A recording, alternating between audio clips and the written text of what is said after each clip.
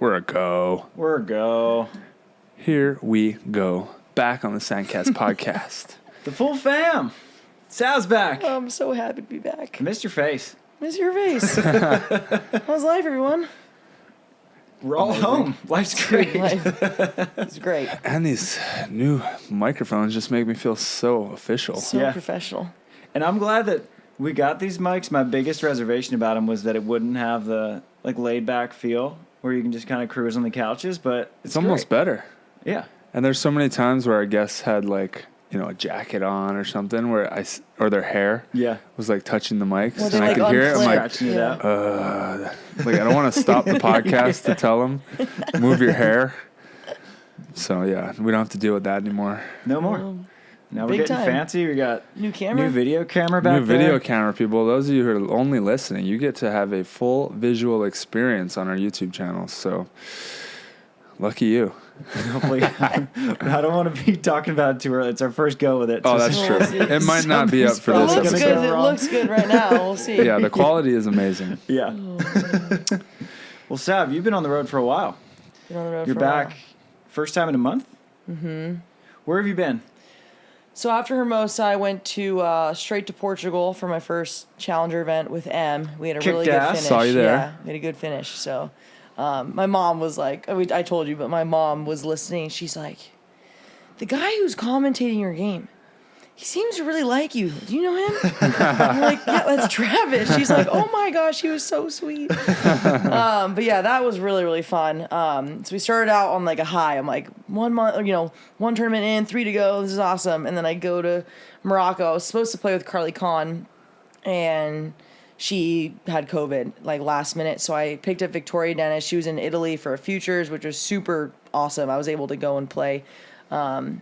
Didn't qualify, which was a bummer, but made the most of it. Rode some camels. It was a cool experience. Hey, came back to Florida. I was like, hey, it's nice to be back in the States. And then Em and we took a 9th in Florida and a 9th in Atlanta. So it kind of ended it's just the ups and downs of the season. And I think it's cool that you're at a point.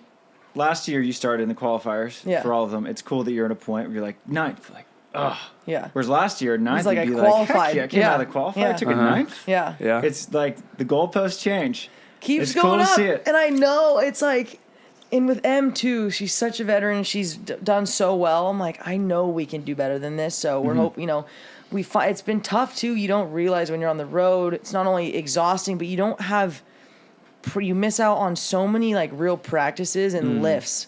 Yes. I came back and I got a real lift in because I was doing what I could while I was gone, but you get a real lift in. I was sore for 4 days, felt awesome, and then to get a practice in, we're working with John Mayer, who's awesome.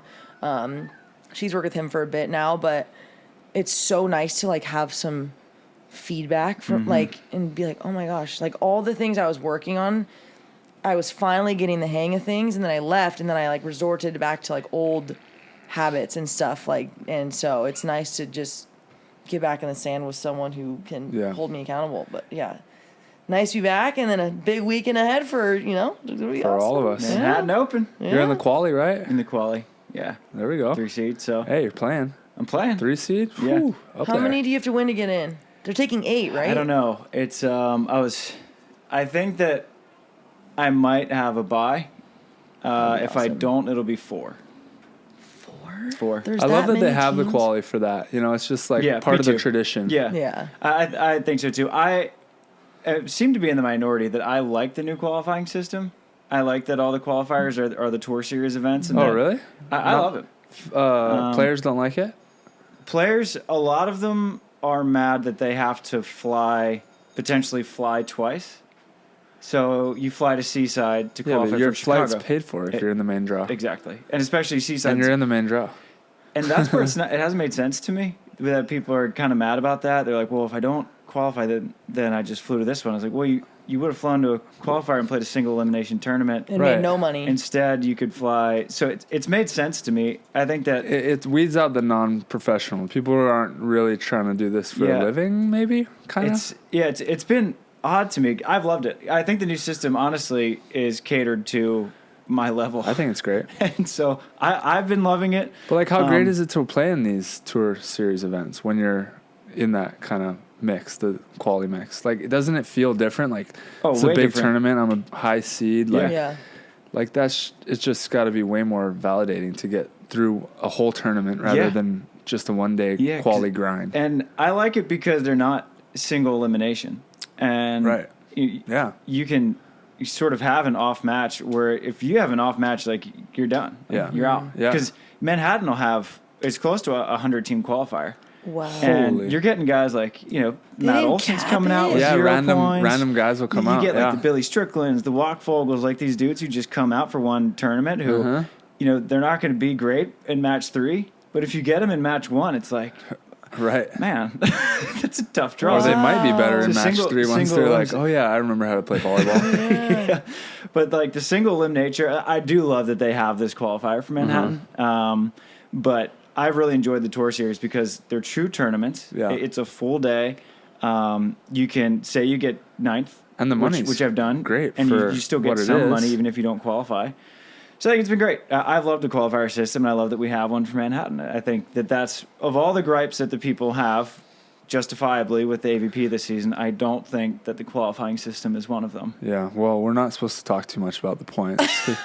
Points are out. One of our fans called us out.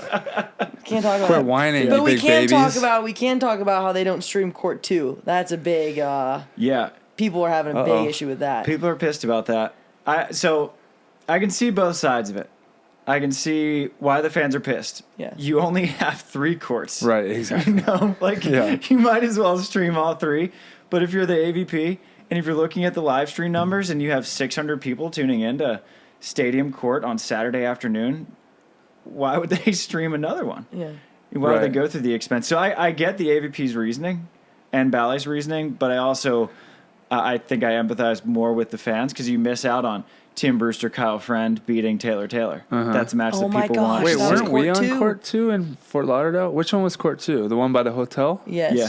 Oh, there were so many good matches on that court going on. Mm-hmm. I was there all 3 of my matches. I was on Court 2 over there. Yeah. Phil which is versus fine, Nick was over there. Huge crowd. Yeah.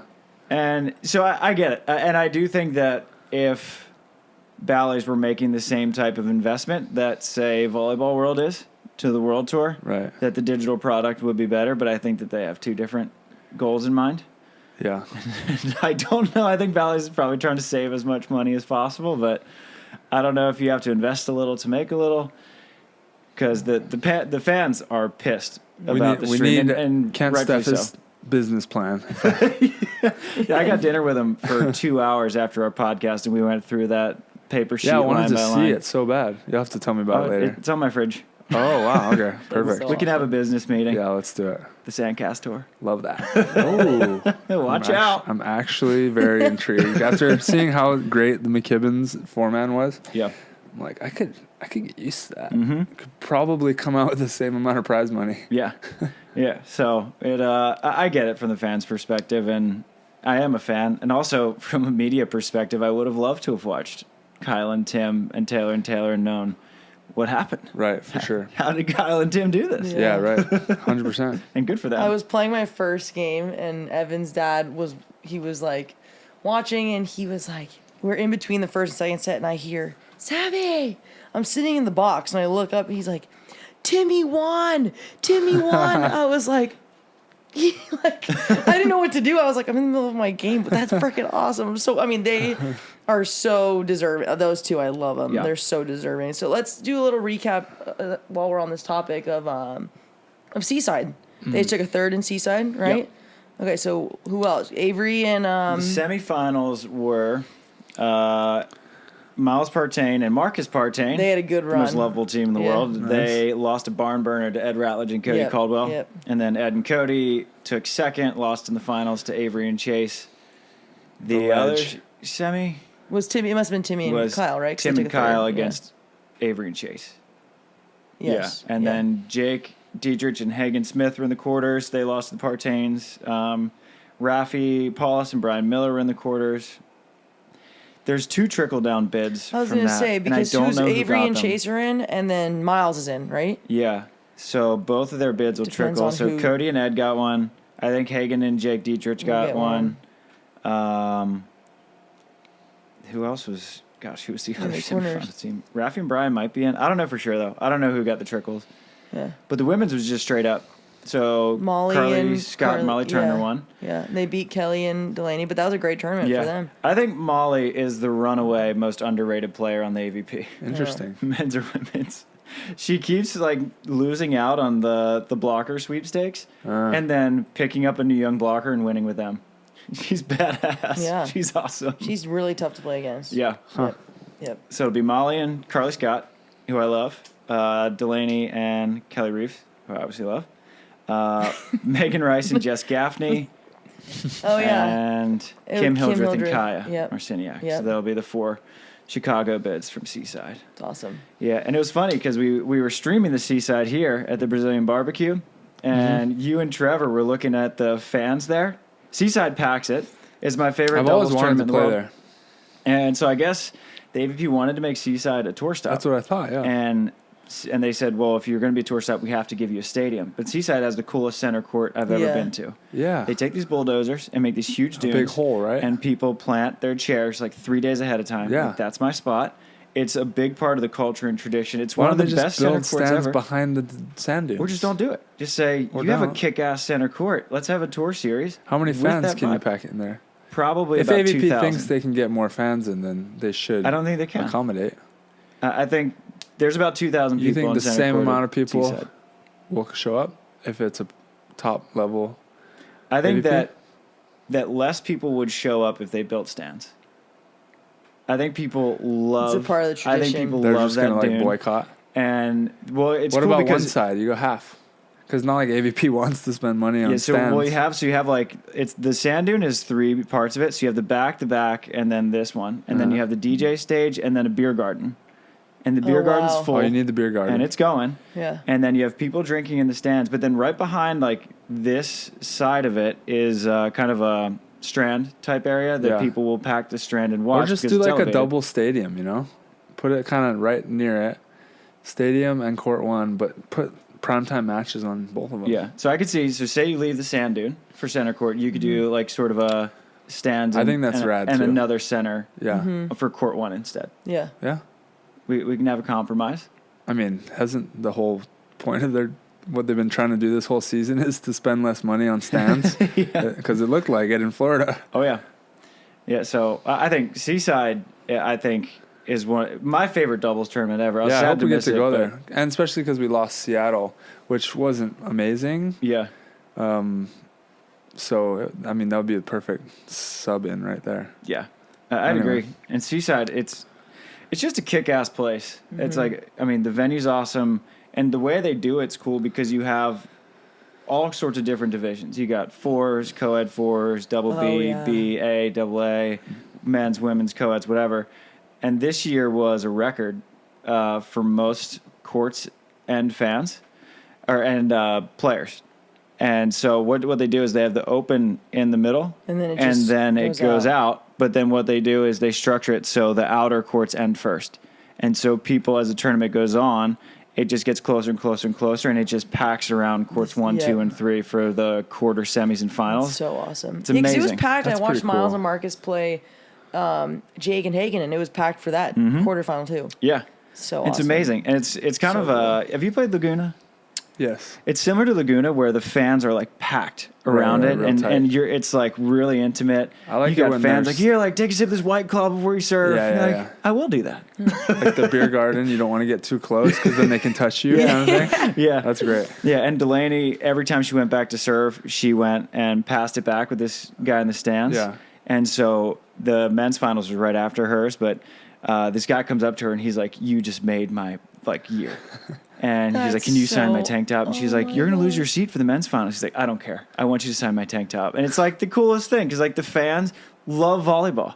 It's amazing. That's so awesome. That's cool. Big Seaside. Well, fan. that's one of the questions is player's favorite and fan favorite location. So yours is Seaside. Seaside, and I would also throw Vancouver Open is really high on my list of favorite tournaments I've played. Vancouver is beautiful. Yeah. And it's like the only event in Canada. So it's like the Canadian Manhattan Open. You just got people showing up, and it's such good vibes, good energy. Great beer garden there, too. The beer garden's we gotta get the beer garden going. Yeah. Those are the best events. It's interesting because Kent was kind of mentioning it on the previous podcast, where they have a local like promotion of it, but also like the local community really like gathers. It's not like we're expecting people to fly in and drive from all over. Like, no, like all you need is these people from this town. Just come to their town and they'll show up and help you put on a great event. And the genius with both of those tournaments, Seaside and Vancouver, is that they combine it with amateur tournaments. So Seaside has thousands and thousands of amateur players who stay. And those people love the game more than anything. Love it. All these people, Evan had an idea, because we live like right on 8th. He's like, we should go out and go to all the, because at sunset, we go watch the sunset. Every court is full of people playing like sixes or eight versus 8.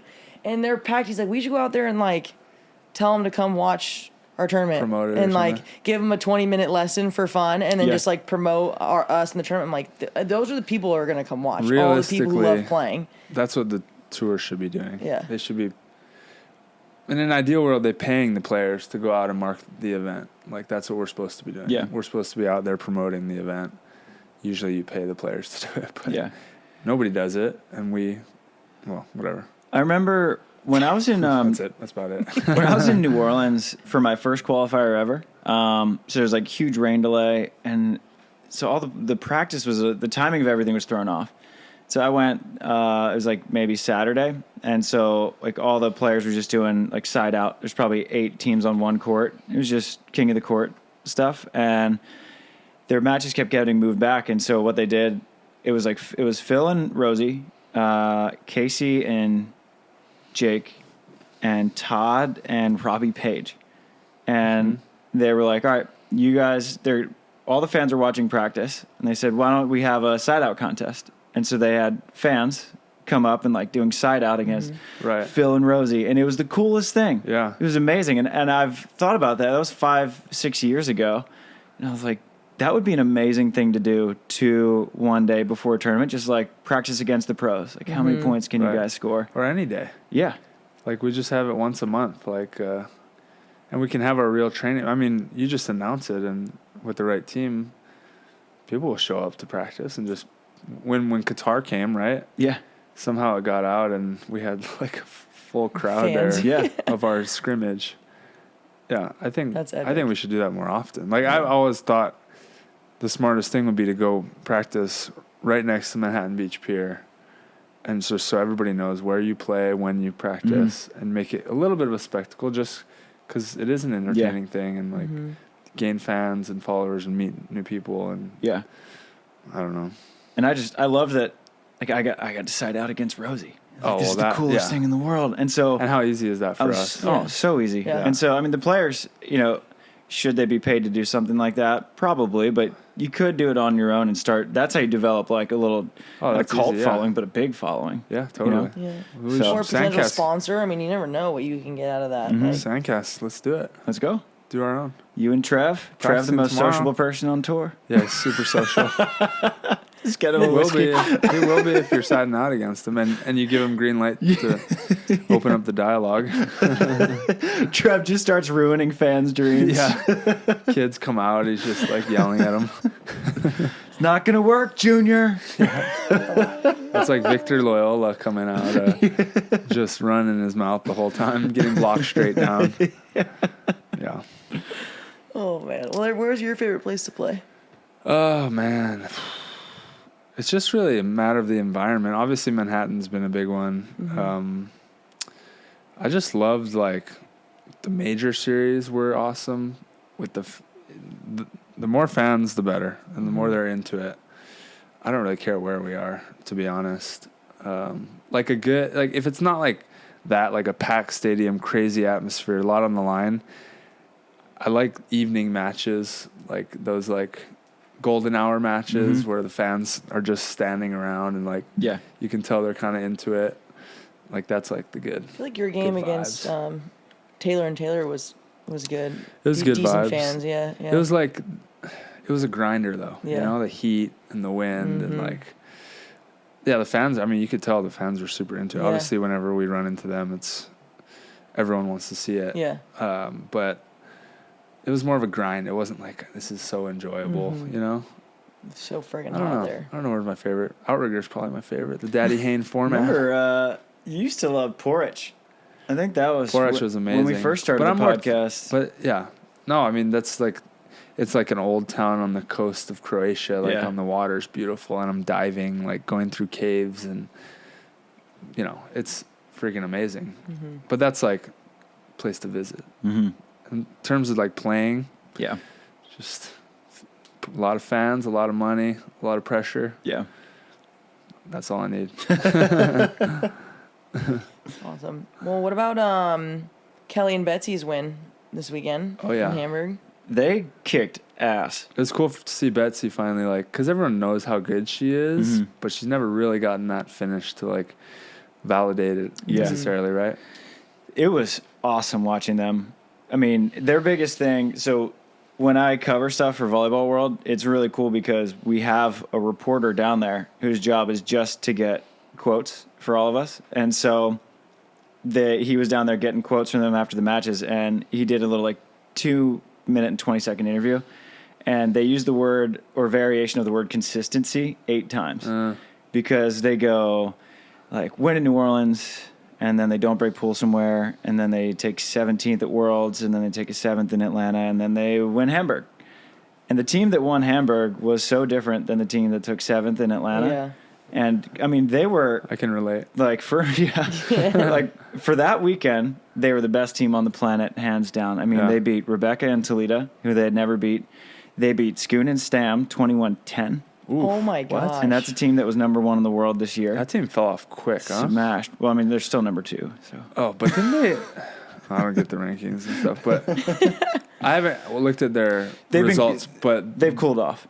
They've cooled off. They're still performing, though, They're still very good. Okay, yeah, I mean, gotcha. like, cooling off for them is taking a 5th in an elite. Okay, yeah, never mind. It's like Jose at the barbecue being like, I expected the Czech guys to have a good season. I was like, well, I've made 3 finals and they're 5th in the world. It's pretty good. Pretty good. They were great. And Betsi, like you said, everyone knows she has that. Yeah.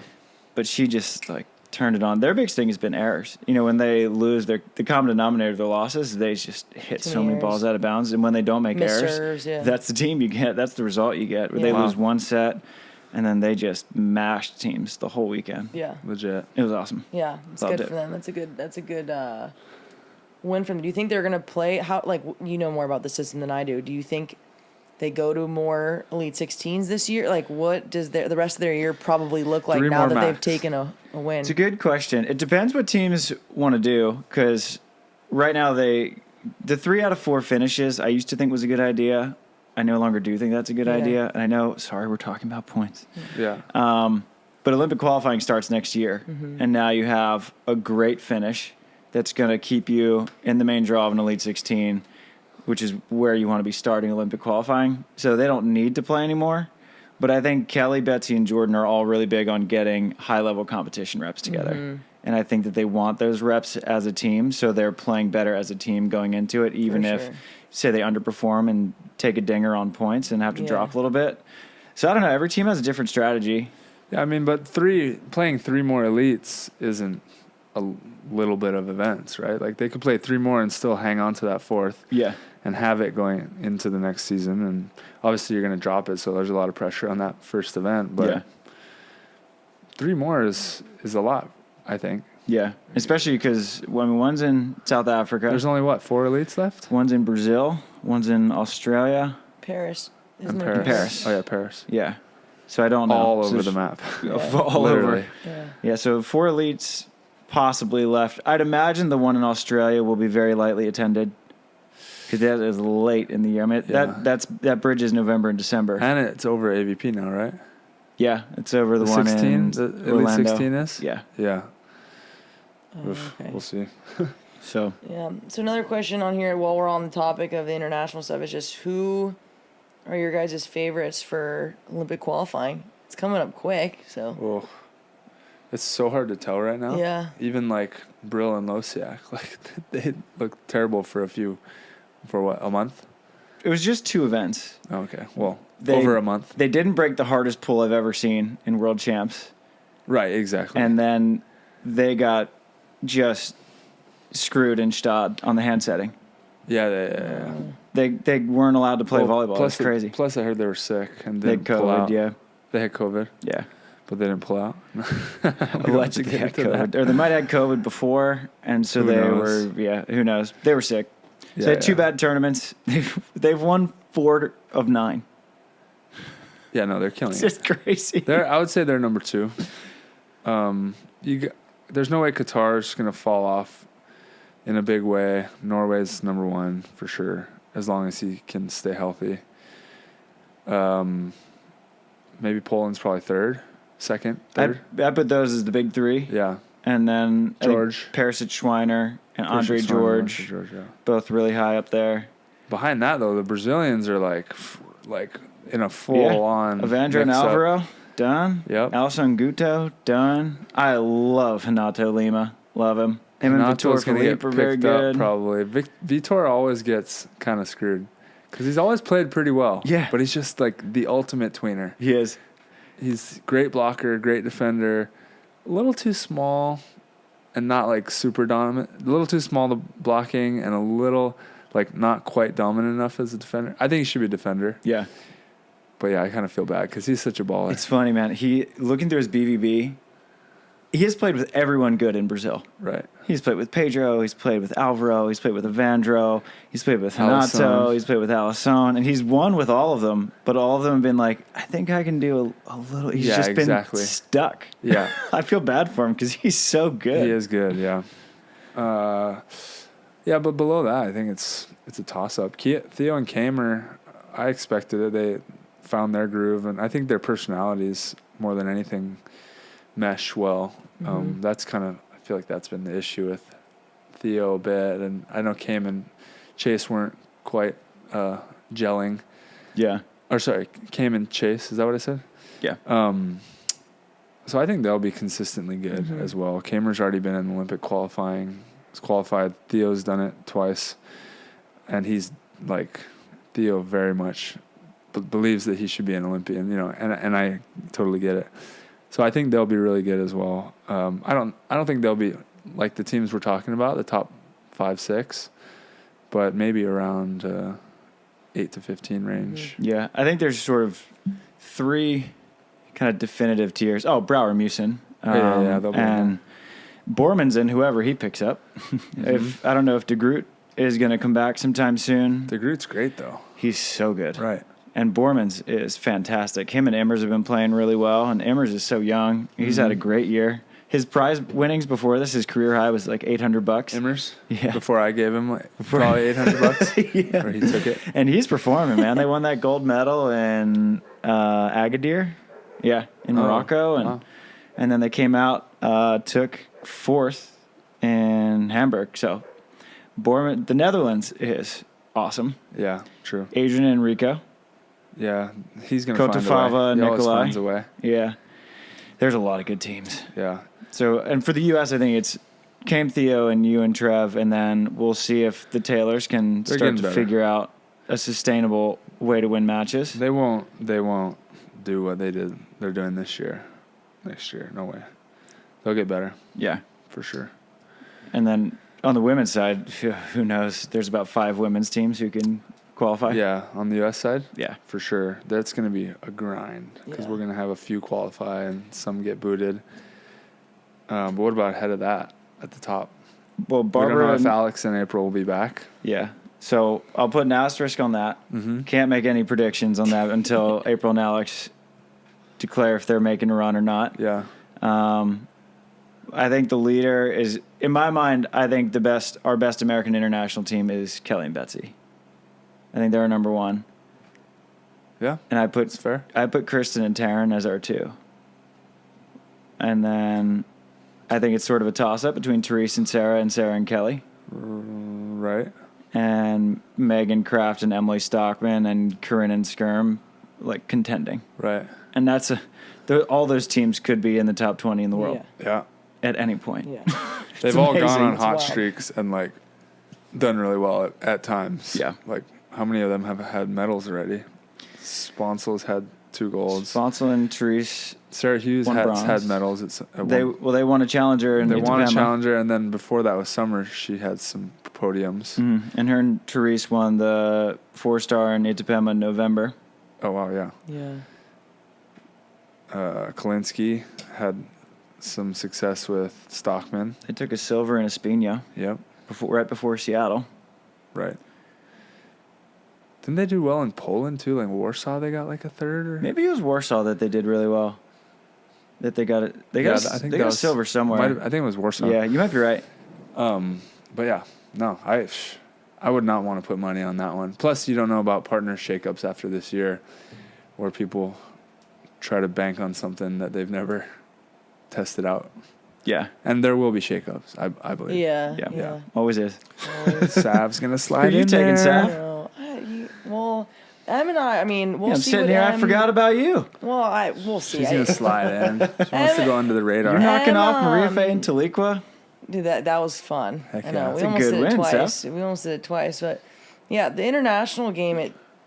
I like it, and I don't know these teams really, and like it'll change once I do more. But it's fun going, and I'm like, I didn't know their style of play at all. Like I hadn't really watched. I haven't watched enough, and I knew they were the silver medalists, but I didn't really think about that. It was just another game, and I was like, so yeah, there's spread offense, and I was like, what? Like I had no idea. I didn't really know that, and I watched it, and I was like, oh shit, like okay, how do you defend this? Like I don't, but it was fun. So we'll see. And I don't know what Em's plans are really. She's getting her master's and she's getting married in November. Hey, I didn't know that. Congratulations to Emily Day. I know. She's been the amount of planning between her studying for her exams and then planning her wedding. Oh my God. On the road is it's crazy how much work she's doing. I can't imagine. I'm like, I can't believe you're still in school.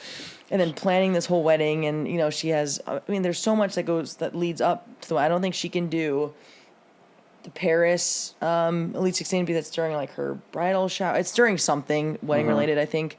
I've had fun playing with her. And then Tony's, she's making a comeback. We'll see. She's back in California now, so we'll see kind of how her knee responds when she's back in the sand because she's making the progress. And we're gonna do Laguna. But we're not sure. I think it just kind of depends, and like, there's no reason to rush it. That would be a really fun one to just. There's no stress on that. Like we're driving an hour south. Right. It's not like we're flying somewhere to go. It's especially like an international event or something crazy like that. Like, so we'll see. As of now, I'm not sure. But that would be a fun one to kind of just have her get back in the sand and just. There's no pressure on that. What is her timeline generally? Well, she is very optimistic, which is awesome. Like her mindset, she's working so hard. She's back in the weight room with Miles and stuff like that. So I saw her today. Yeah, so her goal is to be back by those October Challenger events. Before that, fully, ready to go. But said there's no really events. It was like she wanted to maybe do Atlantic City, but that obviously switched. So it's like, okay, maybe we do Laguna. Well, that's good, right? That they pushed that AVP back for her. Yeah, so she can hopefully do that. But then there's no big events or anything before those challenger events. So it's like, how do you know you're ready? You're getting on how's your knee going to react when you're getting on an international flight? There's a lot of factors, but she's working so hard. I'm really happy for her that she's back. She's my friend too. Like I'm stoked to have her back. 100%. But yeah, who freaking knows what's going to happen? I'm just going to keep working hard and do my thing. Yeah, it's fun though. The international stuff's really fun. It's so different, and it's way quicker. And I can't hand set, so that's a fun thing. We got really good at bump setting in Portugal. It seems like every year there's always like certain teams or players who go out, they have success in one event, and they're like, oh, like I belong out here, and then all of a sudden they're in the running, in the race. Like that's kind of how it happened for me. Sponsel and Clay's last time, they were, I forget. No, they were, when did they partner up? At the beginning of Olympic qualification? Right at the beginning. Yeah. Yeah, Sarah was practicing with and people weren't picking Kelly. them to be the team, really, at that point. Yeah. But then they had some success, and it's like, oh, I guess they're legit. And then they consistently did it. So a lot could change, is my point. Yeah. Well, it's all you need is for your mental, like, You need one good tournament. Like you beat just. You didn't even have to have a good finish, but you beat the silver medalist. You're like, I obviously can play on this level. Yeah. Like, proven. Now and then it's it gets just even more frustrating when you play like shit for a couple weeks in a row. You're like, what the hell is going on? 100%. Like, why am I doing that? I know what I can do. Yeah. But it's part of the process. And this season's so long. There's no. Evan's like, let's go visit my family in the off season. I'm like, there's no off season. Yeah. We're going till like November, December, and then when does all this qualifying? All this stuff starts in. That's the scary part. February? If they throw it in February, you're like, oh, I was planning on having 2 months off. Yeah. And so, I don't know. They haven't released the schedule. I'd assume Olympic qualifying will start February, March next year. Yeah. So, it's pretty much as soon as that Australian Elite 16 ends, everyone is just like going into hibernation. I think it's people will rush it a little bit too much, though. Like, get super crazy. Okay, this is Olympic qualifying. Oh, of course. We're a year and a half out. And then eventually, like, oh, there's like... I guess I didn't need to play in all 3 of those or 4 of those in a row in the beginning, and so I'm not trying to get too excited. Like that's where it's like that's what start happens freaking to me. out. This is it. Olympics is coming up. Like no, it's 2 years away. Yeah, like, that happens to me at the beginning of every season. I'm like, I'm gonna do a better job scheduling.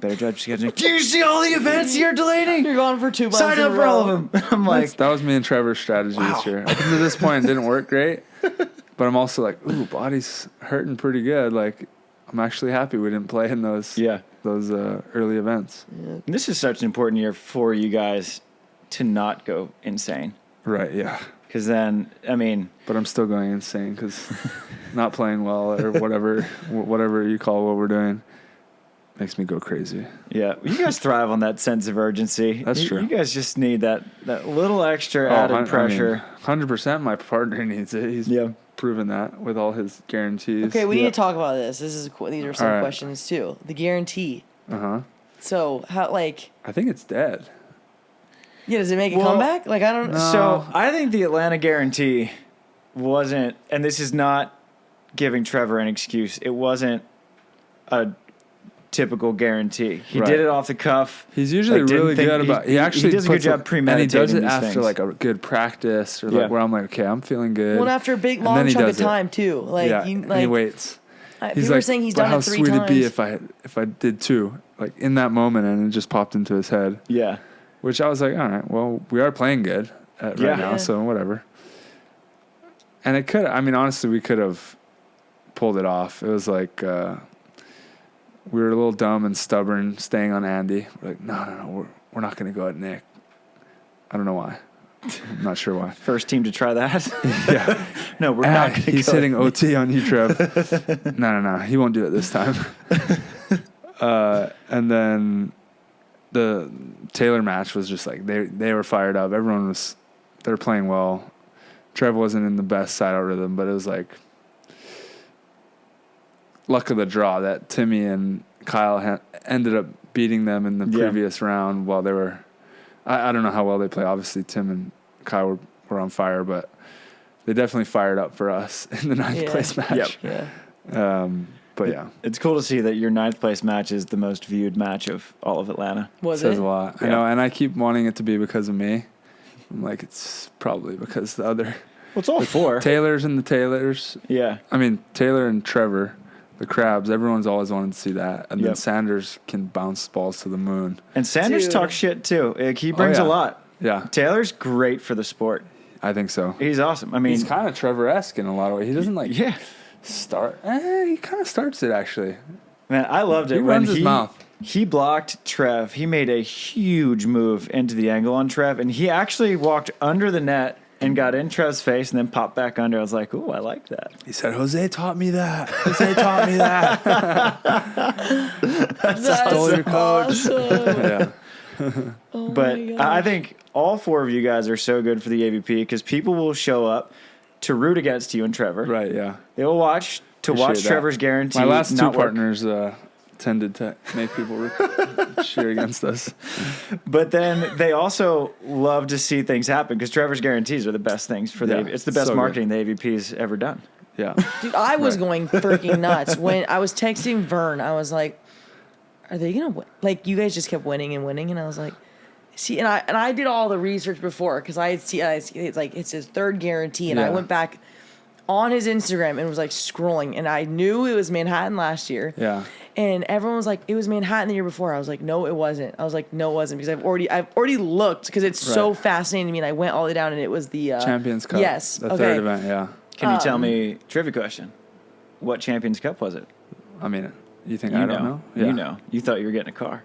What do you mean, what Champions No, Cup? I didn't. I was acting. I was talking to Donald's son before that. I told him I'd jump on the car. It was the Porsche Cup. Okay, that's what So the third that's one. what I thought. The Yeah. third okay. one. There was the Monster, the Wilson Cup, and then the Porsche one, the third one. Yeah. But yeah, so Crazy. he's only done it 3 times ever. He had only won one event, and that's when I was injured, and he won Manhattan with Reed. So it's crazy to guarantee events when you've only won one, and your nickname was Never Trevor. And then he did it 3 in a row over 3 seasons. It was crazy. It's pretty It was impressive. crazy. I'll give myself a little What credit is the too. mindset like for you? What is your mind like when he does that? Are you like, does that change anything when you guys are playing, practicing, or is it just another day, another I tournament? feel like Trevor, like I know him like a brother, like literally knew him since diapers. Yeah.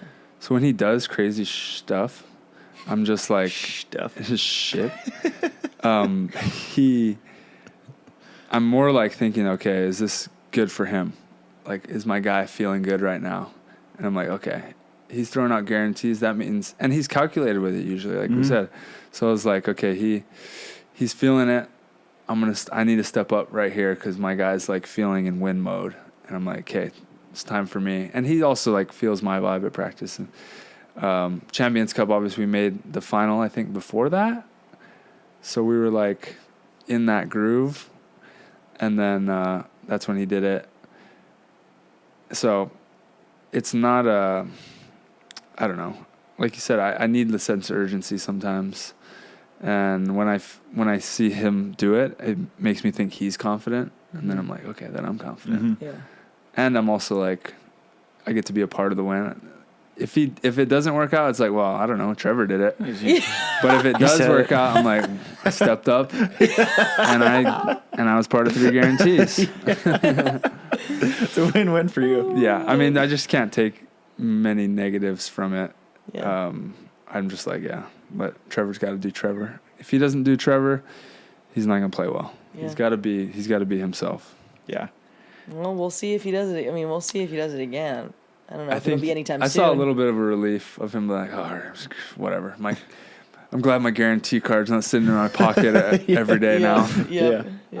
In my mind, I kind of thought it was over. Like, you had your run with it, and I want to see if anyone else tries to step up and do it. It won't work. No, some people. I don't think it'll ever be done again, unless it's like a fill where like, all right, this guy could definitely guarantee victories. Yeah. Trev's one of the few people. You know how everyone always says, "I play better when I'm angry." Right. I think 9 out of 10 people who say that are wrong. I think they actually just play terrible, but they'll do like one spectacular thing because they have adrenaline, testosterone going. Totally. You see me bounce that ball? I played awesome when I was angry. Right. I was like, oh, you hit 6 balls out of bounds. Right, too. yeah. But I think Trevor's one of the few who actually plays better when he gets that testosterone running and like gets that trash talk.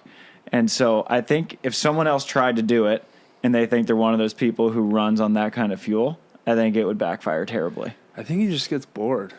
To be honest, it's like what Steffes was talking about, like, and he can't bounce balls because with weak ass shoulder.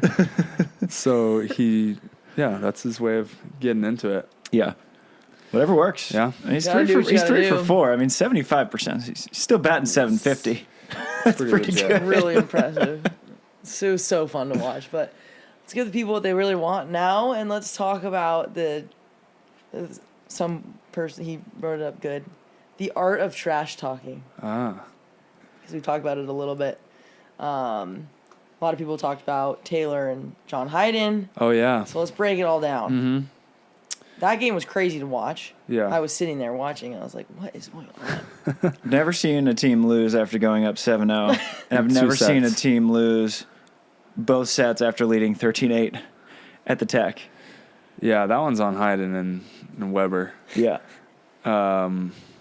Volleyball-wise, yeah, they just blew it, I think. And I think Hayden he's obviously like one of those workout phenoms. He knows what his body's capable of, but he didn't know what his partner's body was capable of.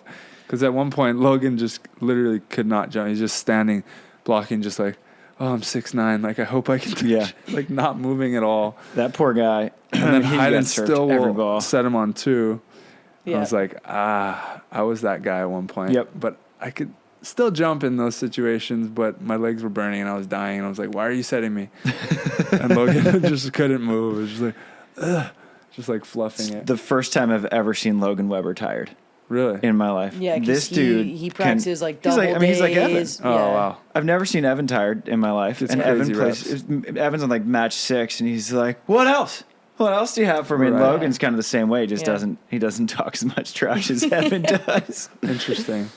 But Evan's another one, like the art of trash talk. He brings great charisma and pizzazz to the game. He made a lot of enemies in Atlanta. In Atlanta? A little Kong blocker on JR?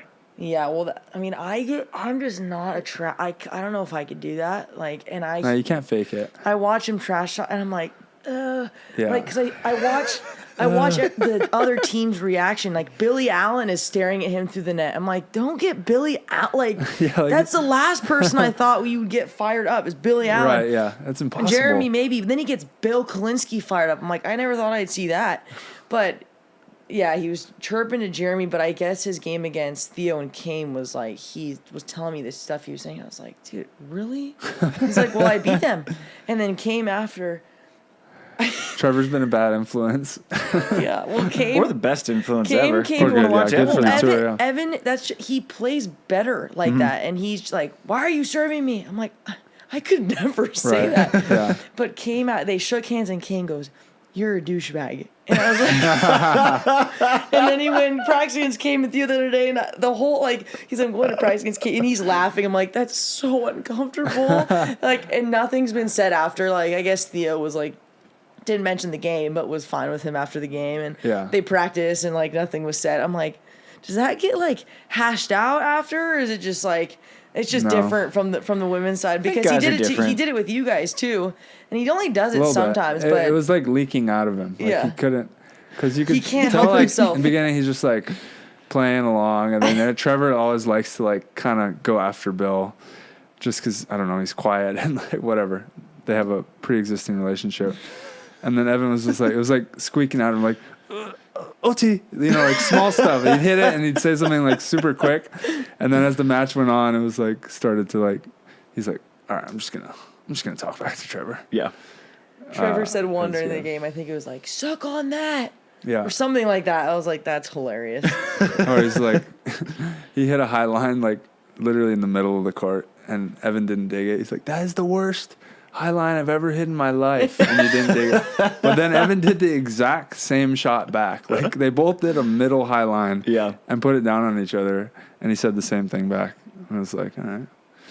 I think it's worse that Evan's wearing blue sunscreen on his nose. like, wait, this guy's a rookie, and he has blue sunscreen on his nose? Like, what is going on? And then he's going to talk trash. Yeah. Which, I wonder how long that'll last. But is the blue sunscreen going to stay there forever? I think Evan's done a great job branding himself. Yeah. Right, he has worn the same teal backwards hat since he was 16. Right. Okay, no, he got a new one. You got a new one? New color? No. Well, I mean, like the same color hat. But his hat, when we started dating, he had that hat, and it was like the most, you couldn't even be in the same room as the hat. It was like the most disgusting thing. It was, now it is. He wears a slunks one now, but it was this, like, I don't even know what it was, but it smelled so, I mean, because you get soaking wet. Yeah. Oh, it was so gross. Oh. And now, I mean, then he always is, after every play, it's like this. Yeah. Adjusting his hat, and there's like brown on both sides of the hat because his dirty hands adjusting it. But yeah, he's in the same thing in the. I was like, why'd you start with the blue zinc? He's like, well, my nose would blister, it would get so burnt, and then I just wanted to match my hat, and so he's like, I just did it. Well, I mean, it's definitely easy, like especially when you're coming up, like. Who is this guy? I don't know. Remember, it's that guy with the blue nose. Yeah. Like, not remembering names, or even for me, I was like, oh, the guy with the blue nose. Like, it's super easy. The reason I'm saying how long is it going to last, like, because eventually, if you do well enough, people are already going to know who you are. You don't need to wear the blue nose, but always going to bring in more fans. Yeah. We'll see what his strategy is. He's done a good job branding himself, but in terms of the art of trash talking, I think Evan gets it because I think it fires him up. Evan and Trevor, I think, run on a similar fuel. Mm-hmm. But I think when I I don't trash talk. The few times I do, I get so uncomfortable. I'm like, but what if I don't live up to it? Trash talking. I don't run well on being angry. You throw I'm better in at Steph Curry. positive, positive trash talk. Yeah, it's weird. Like I watch Steph Curry play, and I'm like, he has a ton of swagger. He's having a ton of fun, and he's laughing. Like my best trash talk is when someone says, and I'll just laugh back at him or just like mock them in sort of a funny way, like just kill him with a smile. Right. And that's sort of like my trash talk, because I know like I've done it like in basketball. I was like, I can't. This feels weird. I can't do it. Yeah. So I think you just got to understand if you run well on trash talk and how the other team's going to react. So talking trash to you guys would be stupid. Right. I watched the Swiss guys do it, and they melted. Yeah, that was great. And I remember because Kyle was calling your game, and I saw, I forget if it's Mitral or Hausner, who the Swiss blocker is. Yeah. And one of them sort of started barking at you, and I texted Kyle, I was like, it's over. This game's over, and then you guys closed out like a 6-1 run. And we had the Swiss boys in the back, like, with their, like, positive trash talk. Yeah. You could tell they were trying to, like, get in our head. Oh, what's his name? Kratinger. Yeah. Who Trev already is boys with. It was like, no. Yeah. Because Veronica asked, she's like, why didn't you like talk it's to? So hard for us to get Trevor? Fired up too, like for certain matches like that. Yeah. For whatever reason this year. So yeah, it's like, well, now the Swiss guys are talking to us. Like, there's one reason to get fired to not lose this match. Yeah. Exactly. Because Veronica was asking me, I hit one pretty hard at Trev, and he like it was a hand dig that ended up clipping him in the head. Veronica was like, why didn't you yell at him after blowing him up? I was like, Veronica, you got to keep them sleeping. Like, you got to tell Great what a great job he's doing, sweetie. Right. I have a picture of Trevor that I had to screenshot when he blocked you. It was probably the most straight down block Trevor's ever had. The ball beat me to the floor. Yeah, that's the he doesn't get many of those. I know. Thanks. But he blocked it and then like did like his arms back and he's like this in the air after the block, like his arms straight out, not even forward, just like block and then like already doing, celebrating, like, talking trash, facing straight. Like, and me and Trev don't jump very high, and he was talking trash and celebrating before both of us landed. That's how fast that block went down. I don't even know what that is. I don't even know what that technique was right there. Who else trash talked? On the guy's side, not much. Hagen does in a way. Mm-hmm. He kind of. Give Savvy the picture. Yeah, we're showing Savvy so the, weird. the like, picture right now. How do you end up in that position? Oh my god! And that ball is already on the ground too. Like, that ball has already bounced. It's on its way back up. Yeah. Was that in Fort Lauderdale? Yeah. And that's what got them running after that was like the first point after the technical timeout in set one. And then I gave up like 5 straight. We were up 11-10, switched 16-12. I was like, oh. Shoot. Damn it. But yeah, internationally too, didn't Trevor get in trouble in Portugal for trash talking? Oh, something like that was more my fault. I honestly was like, yeah, let's get Trev talking. I want him to. I think he was being a little more quiet because he knows it's Adrian, and Adrian certainly rises up to the occasion. But there was fans talking and going at Adrian, which I'm like, yeah, they're probably gonna make him play better, which they did. But then the Italian coaches were looking at our American fans and like bullying them, like, hey, you stop talking right now, like yelling at them, and they're like. I could tell the fans were like, are we not allowed to talk? And so I walked out on the car. I was like, yeah, you guys are good. Keep the dialogue coming. Good to go. Yeah. Like in front of the Italian coaches and stuff. And then the ref got super pissed at me.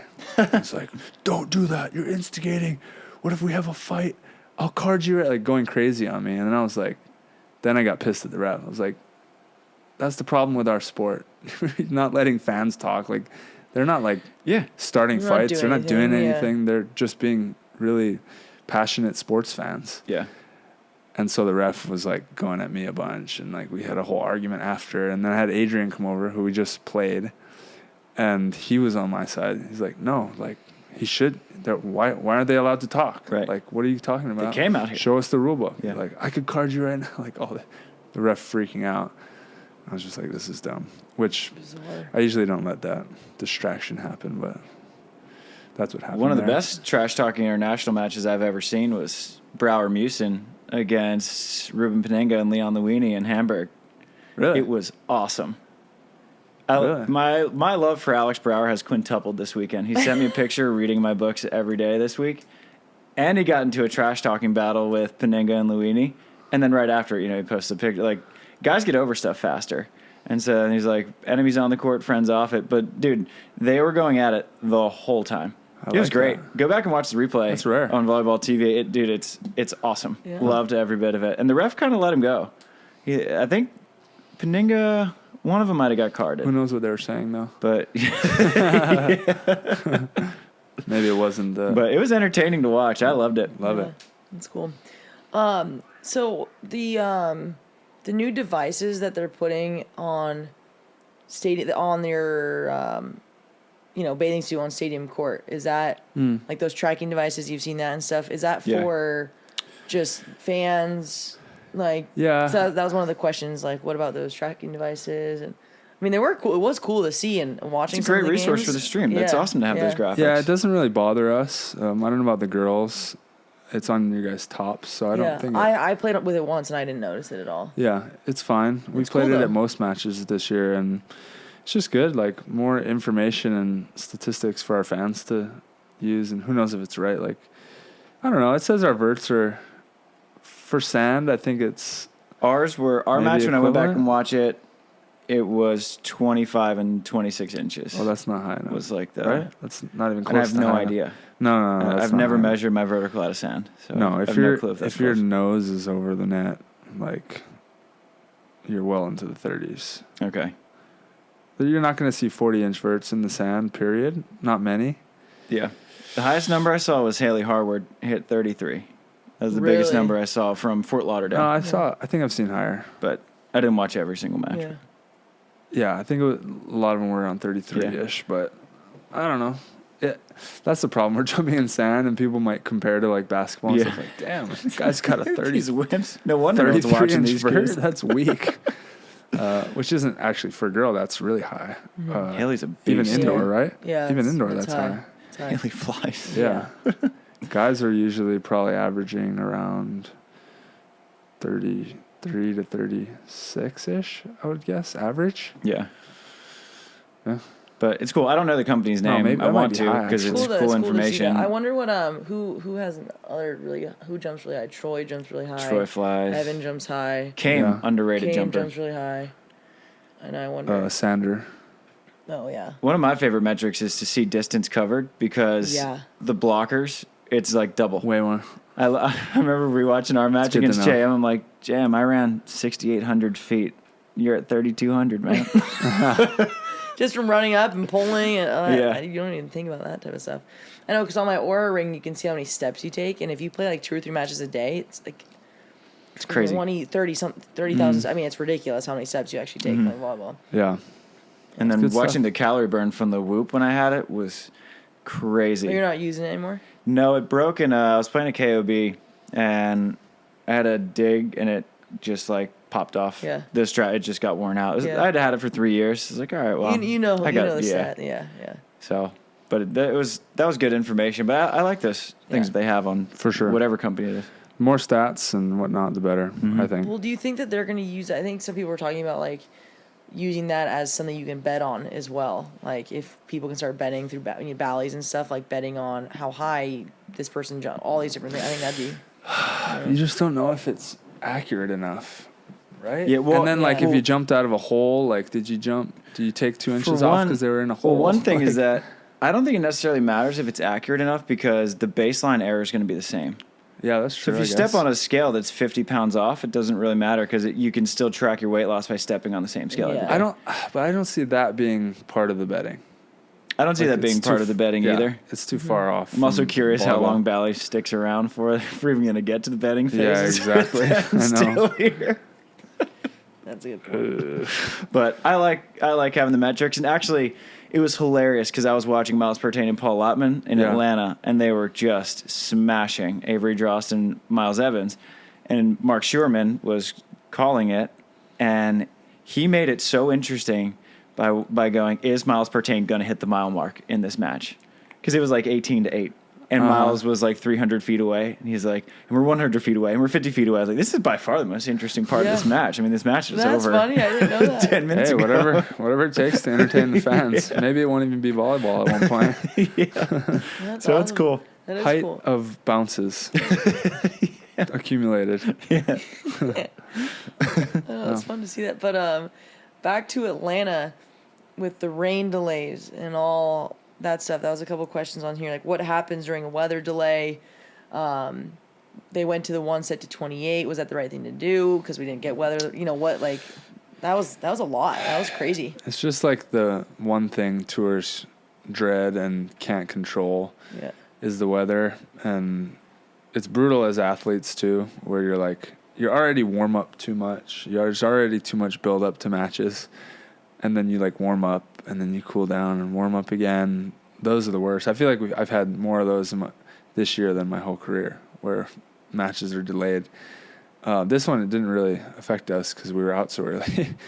But I think AVP did the right thing. Mm-hmm. They needed to get the event done. It would have been a complete disaster if it didn't finish. Yeah. And then 2 nights in a row, you kind of have to assume the storm's going to come in that evening. So it was just get it done. And none of the players really complained about it. I think they all kind of understood and just wanted to make sure they got it done. So I think it was okay. Yeah. What do you think would have been the better? Because me and Delaney were talking about it. If we were the AVP, what we would have done. Delaney her idea was to do 3 sets to 15 instead of 1 to 28. To keep Takes longer though. Yeah, but you're still. Because then you have an in between. Yeah. More timeouts probably. Did they have additional timeouts in 1 to 28? Was there one technical? Each team one had technical at 21. Okay. Yeah. Got it. Not 28. I mean, that realistically would have made it more similar to a normal format, but that wouldn't have taken that much shorter. I don't think. It's the in between sets that really gets you. Yeah. Fair enough. Yeah. Ended up working out. No storms. Finishing the matches. Had 2 good finals. I was just really bummed because Atlanta is our night match event of the year, and it's cool for fans. It's cool on video, and more fans show up. There's more energy, and we didn't really get those great night matches. I don't know if our evening match was great at 9th place, but I don't know if they played a few that were in the dark, right? There was 3 of them. Evan was in the dark against Jeremy and Billy. How was the crowd for that one? Well, they were on court 1. Oh, so they weren't in the stadium, yeah. And then Kalinsky and Syracuse played Kaylee York and Megan Gebhard. Right. And then I think that was the one where Avery and Miles played Miles and Paul. Is that what you said? I think that was also on stadium, and I think that may have been it for the night games. Gotcha. Maybe there was one more. Yeah. It's just luck of the draw. Over the years, we've just seen the tour be everyone, the owners, staff, everyone's just checking the weather. Come on, not this weekend, please. Yeah. And then New Orleans happens. Every year. Yeah. We're going back, not next year. That's funny. Yeah. This person asked, with Nick retiring, do you guys predict any more? Well, obviously there's probably more people retiring, but do you guys have any more predictions of people retiring that are unexpected, I guess? Because Hayden's done, right? And then is he done? I think he'll keep doing what Casey's doing. Just practice a little bit, play AVPs, have some fun. Win. Because he's awesome. Yeah. I don't know anyone else, I could see Phil being done, though. I wouldn't be surprised. I think he needed to play because the whole Johnny Sutton situation. And I think he probably is having more fun than he thought. Because that's probably why he was so burnt out. It was the expectation and supposed to be the best player in the world and winning all the time. But I also wouldn't be surprised if he's just nah, I'm good. Yeah. Nick's gone, I'm gone. Yeah. I don't know. I'm interested because I think it's kind of good marketing for him and his academy down in Orlando as well. And how hard is it for him to he come out half force, still get a good partner, and still hopefully not win an event, but 50% Phil is still a top 5 player in the country. Yeah, exactly. Unfortunately, he's not good. Patterson, I see Patterson playing another season or so just for fun. With a 5th kid now. With a 5th kid, yeah. I don't know. Crazy. Billy Allen, you don't know because he has already moved away. Yeah. To Idaho, so he's already doing it remotely. Usually, that's like the first sign of a retirement. Yeah. I mean, you look at guys like Billy. Tim Baumgren is going to be out of the main draws now. Piotr Marciniak is going to be out of the main draws now. So I think guys like that who are living away already, or if they're going to go out to the Tour Series or whatever the qualifier system becomes next year or 2 years from now. Those guys are diehards. They love volleyball. Yeah. But so I think the only for sure's are Nick and Hayden. Yeah. And we'll see what April and Alex are doing. Yeah, exactly. Yeah. April's still in the gym. Getting after it. Yeah. She's a hard worker, man. Yeah. She is. I love April. Yeah. Every time I go in there, she's in there. Yeah. She's a badass. Yeah. Every single time. There was a crazy stat Nancy Mason was telling me. No, maybe it wasn't Nancy. But Gina at 33 was like the oldest player. It was in Fort Lauderdale. Like everyone else was under 30, I think, on the women's side. Because it was, who was it? Gina and Julia.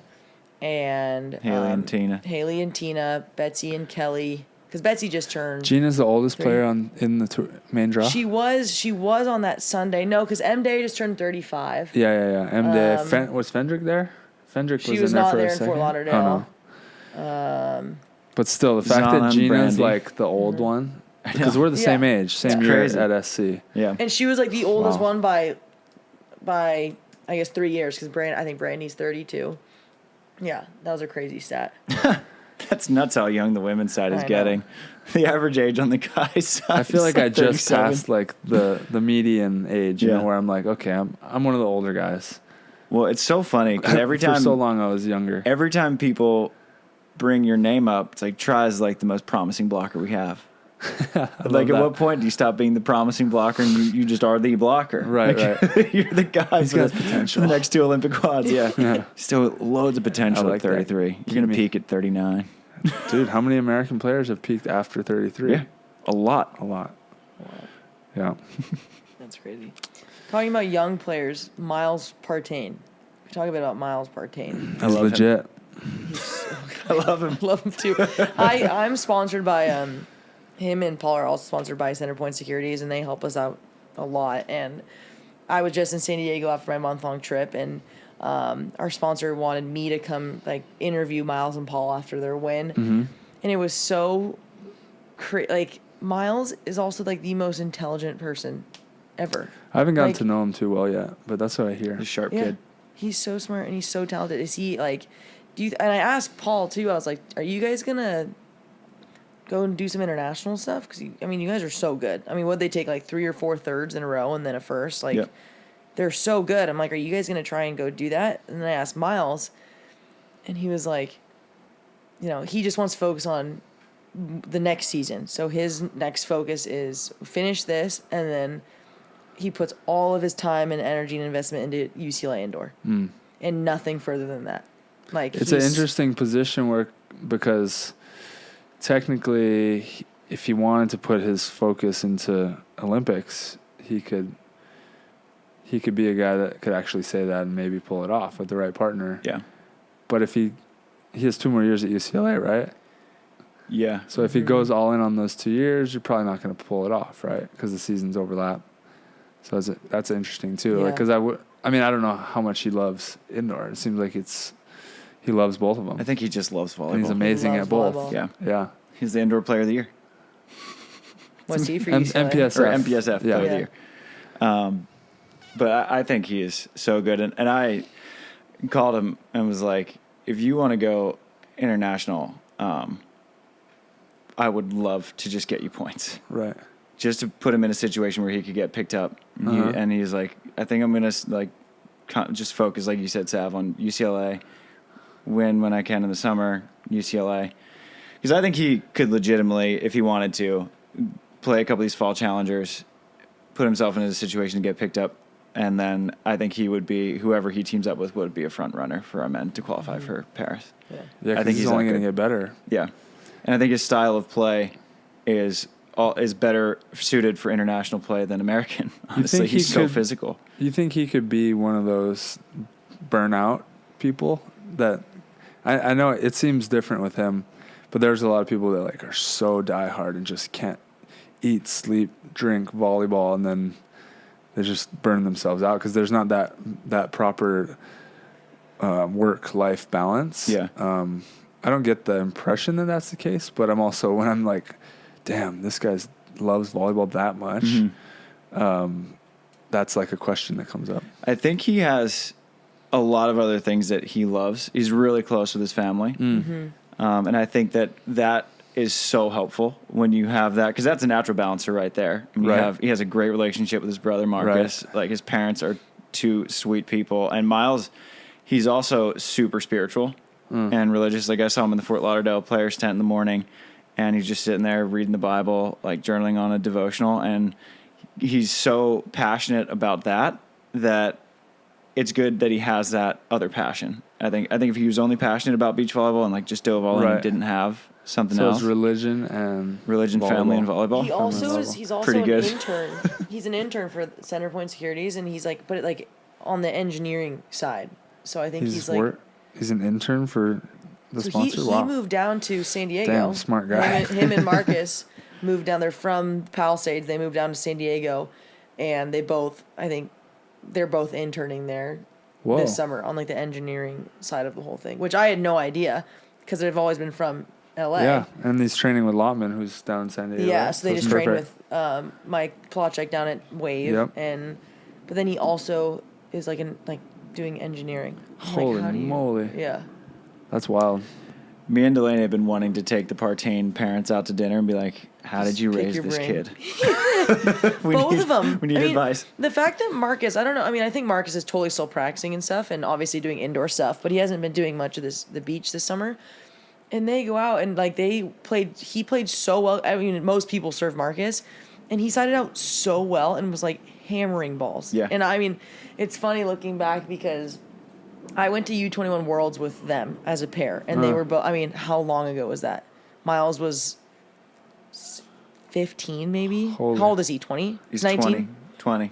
And I was a freshman in college, so how long ago? 5 years ago. So 15 years old, and Marcus was 17, and they were so. They were such a. I always see them just as those little babies, but Marcus played so well too. I'm like, why isn't he playing more? Like, he's just, I mean, I think they just both focus on UCLA, and because he mentioned, he's like, I love beach and I love Paul and my coach Mike and doing this, but I don't ever want my indoor team to think that like my priorities aren't straight. And he was just like, yeah, my next focus is indoor and like winning a national championship. I was like, dude, you're crazy. How did you like wherever Miles is, he's all there. Yeah. That's cool. It's cool. And Marcus, he was hurt for a while. He had a tough back injury, and he filled out. I saw him at 6-man. Yeah. I was like, damn, when did you get, like, kind of jacked, man? Yeah. Yeah, so we might see Marcus out on tour as well in a few Hoping years. so. Huh? 'Cause Marcus he's very is graduating? I think it'll be He graduated in 3 years. I know because I was just talking to him. So he has another year. He graduated early, and he has another year of eligibility. Okay. Where do you see him fitting in on the tour? Let's assume he's not with his brother. I think he'd be a great defender. I'd play with him. Yeah. I think he'd be like an upper level qualifier guy to start. And I think it'd be a test to see if he could side out at a high enough level to make his way in there. What's his size like? I haven't been able to watch. Probably like 6'2". Yeah. Cool. Not quite as long how as tall Miles. is Miles? Miles is like 6'5", but he is long. Miles is 6'5"? His arms. I don't know why. I picture him like 6'3". He touches like He's 11 tall. feet. You think he's my height? He's my height? Maybe a Would hair anyone shorter. say that Miles is the same height as me? I think he's in between me and you. Maybe that How tall are half-inch, you? 6'4". Oh. I think he's maybe that half-inch taller than me, half-inch shorter than you, but Really? he is Yeah, and long. his arms are so long too. Yeah, and I don't think he's done growing, to be honest. I haven't been able to see him Every block time I either. see him, So. he's taller. He was blocking this weekend in Seaside Yeah. and like stuffing balls. After how much has he blocked this summer? Wow, I didn't realize he's No. that tall. That says a lot for World Tour wise. Yeah. Tall defenders is a thing. Yep, for and sure. he is physical. His contact point's high. Yeah. Yeah. and lefty, so you're naturally just messing with people right off the bat. Yep, exactly. He's long. He's weird. He's powerful. He's smart. He's quick. I'm bullish on Miles. I hope they both stay healthy. Yeah. Buy stock, people. Buy stock. Buy Miles Partain stock. It's high right now, and it's only getting higher. Yeah, right. Seriously. Yeah, and they're coming off of a big win. Do you guys think who do you guys think the first repeat winner will be? You think it's going to be Julia and Gina again, or Miles and Paul, or a different team? Or good question. Especially for this, I guess we can kind of wrap it up. Running out of questions, but with this weekend coming up, predictions or Miles and Paul are playing good ball. It's just a matter of are they on a hot streak or are they? They've obviously been consistent all year, so I guess there's a little expectation for them to actually do well, maybe make a final if they get around to that same area. Whereas before it's oh, you guys made third, it's a good tournament, based on their previous results. Cameron and Theo have been consistent all year. Mm-hmm. Hard to bet against them in terms of, 3 finals in a row or something like that? I think so. And then they've been most consistent on the World Tour as well. And then you just have us as ringers. You never know what the hell we're going to do. And, I'm not going to bet against myself. So yeah, can't do that. Yeah. I think for the women, I think Kristen and Taryn are due. Yeah. For Manhattan. That would be my call for Manhattan is Kristen and Taryn. They're kind of in a little slump relative to how good they are. Right. I think they're due for one. I would say Kelly and Betsi, but I think it's really hard to win a tournament 2 weekends in a row, especially after traveling from going Fort Lauderdale to Atlanta. Yeah. To although Clays Hamburg, did it last year. all the way back to Manhattan. In the clutch. Yeah. Clays did it. She did. But they were just going from Russia to Czech and not Germany all the way back to Manhattan for a 32-teamer. Yeah. All right, Kristen Taryn, and this is going to come out after Manhattan, so we'll see how stupid. Taylor's too. I can't leave they haven't won yet because they're kind of due. Oh, that have won. Yeah. Okay. So first repeat winner, I go Kristen Taryn because they won Austin. Right. And for the men's side, I'd have to go Cam and Theo. I think they're playing such good side up Trevor. Ball. Take that soundbite. Screw Travis, bro. Trev, you're done. You're done. You can't do it again. I guess last question would be, they ask, it's, what does the MBO mean to you guys individually, and what makes it so special? Obviously getting your name on the pier, but yeah, I got asked that a few times. For me, it's just the prestige of it, and the history of it, the past and the future of it. It's the only thing where your name really goes. Getting one AVP win, period. Your name's in that book that doesn't really exist, but it's on BVB. It's on your resume. You can say you have an AVP win. The next thing to have on your resume forever is, and then have on the pier is the AVP win. And I think it resonates with fans outside of our sport too, where you walk down there with friends that don't know volleyball and they're like, wait, what? Your name's on this pier? That's, so it's just the prestige. I think that's the biggest deal. Yeah. You just walk out there, and I remember talking with Tim Hovland about it, and he said, the first time I saw Manhattan, I looked at it and I said, I'm going to win that tournament. It's just the tournament that everyone wants to win and everyone wants to play, and even just qualifying for Manhattan and to say that you played in a Manhattan Beach Open main draw is such a special thing, because it's the best tournament in the world. Everyone calls it the granddaddy of them all, the Wimbledon, the Masters, whatever you want to call it. It's the only tournament in beach volleyball that has the prestige that it does outside of the Olympics. I would say even internationally, this is the biggest tournament. kind of had it at one point, but it's been pretty watered down. I think Stad still does from a fan perspective. And I think from the player's perspective, listen to the interviews, the Grimmalds, it's not the same though. Win. Yeah. It's different. If it's for people that know volleyball and know the World Tour, having won Stad's a really big deal. And to have that cowbell, it's a really cool prize. Yeah. But not everybody knows that. So being on a pier and walking over it is more of a big deal than someone coming to your house and be like, oh, cool cowbell. Yeah. I won it in a tournament in Stad. They're like, cool. Yeah. Whatever. Yeah. Yeah. Only the volleyball fans would be like, wait, you won Stad? Mm-hmm. That's a big deal. So, yeah. I think that might also be that, you're talking with American fans. Yeah, 100%. I think overseas, I think in Europe, it's probably a little different. You know, in Stavanger, you got that huge sword, and you know, like some Stavanger of those events was were cool. dope, but it's also hasn't been on tour for years. And Stad's been the only consistent one, literally, like the only one, right? At this point. I mean, Hamburg is getting to that prestige Stad's the level, only one I've had on the schedule of my whole career on the international that I can think of. Yeah. Hamburg definitely wasn't. Hamburg started in 2016. Yeah. And I think we missed a year. Rio used to be up there. Yeah. For international. But yeah, I'd say Stad's probably sort of the international Super Bowl, but Manhattan is the closest thing that beach volleyball has to a major. Like tennis has its majors, golf has its majors, football has a Super Bowl, MLB has the World Series. Yeah. This is the only thing that beach volleyball has that's without close even to a major. Jacking the prize money up. It's a big deal. And I know they're trying to create Chicago and Atlanta, but they're not. It's just different. You know, I think that really it's just Manhattan and it's Hermosa. Yeah. And those are the biggies, and the players know it, and the fans know it. Yeah. We can try to create it elsewhere, but I think that it just has that built-in prestige, and it's amazing. That's it. That's it. Coming up. Great to have you, Sav. Thanks, Couple guys. days. 2 days away, people. And you're straight in this time? Mm-hmm. You don't need the Zanamuno last second call? To this day, I'm just so thankful. I got a text her on this Thursday and be like, I don't know what the dates are, but a year ago, you gave me a chance. Split block and dream team. It was so fun. Yeah. It was so fun and like so frustrating, blocking and pulling, and like I mean it's so hard, but to be given a chance, you're so upset that you lost, like in your game to get in against a team that you beat in Atlanta to qualify, and then you're furious. And then she's like, "Hey, so you want to play tomorrow?"